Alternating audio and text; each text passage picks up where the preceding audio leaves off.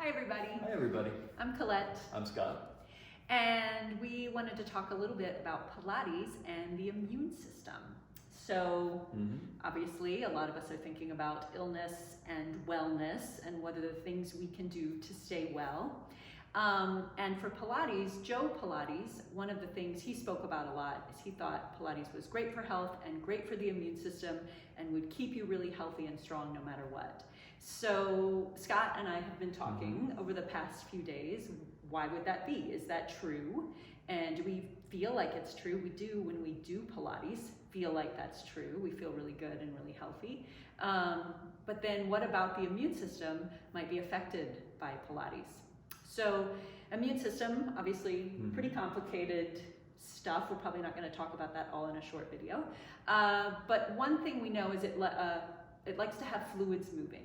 So you have blood, you have lymph, which is a fluid in the body, and that likes to keep moving. So you might have swollen ankles when you get off a plane, or maybe you have a sprained ankle. There's lymph in that. There's other things as well, but that's some of where your lymph fluid is. So how do you get that moving? 3 ways: muscle pump, respiratory pump, and cardiac pump. And we think Pilates affects all of those. And today we're going to talk about the respiratory pump and Pilates breathing and what's unique about Pilates breathing. So one really unique thing is that you keep your abdominals engaged when you inhale in Pilates. And a lot of people ask questions about that. Why don't I exhale when I try to engage my abdominals? That's what I'm used to doing. It's often a question. Well, in Pilates, you use your abdominals on the inhale and the exhale. You're always keeping a little bit of tone in your belly. Now, you don't want to suck it in super hard and not let it move at all. That's a little too much.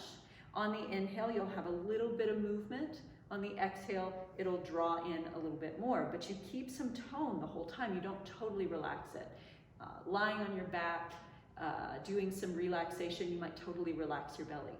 But in Pilates, you keep some work on the inhale, it opens up a little bit. On the exhale, you draw the belly in a little more, working your deep transverse abdominis.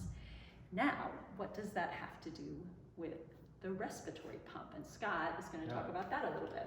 So Pilates breathing is uniquely brilliant in terms of keeping all these fluids moving. So as Collette mentioned, that we have a tendency for fluids to accumulate and to stagnate. And how do we lift those fluids back up and get them into circulation? How do we keep our immune system healthy? Well, one of the ways is the respiratory pump. And so with a little bit of tone in the belly, with the inhale, the diaphragm goes down and increases the pressure in your belly and decreases the pressure in your thoracic cavity, and that's going to tend to push those fluids up.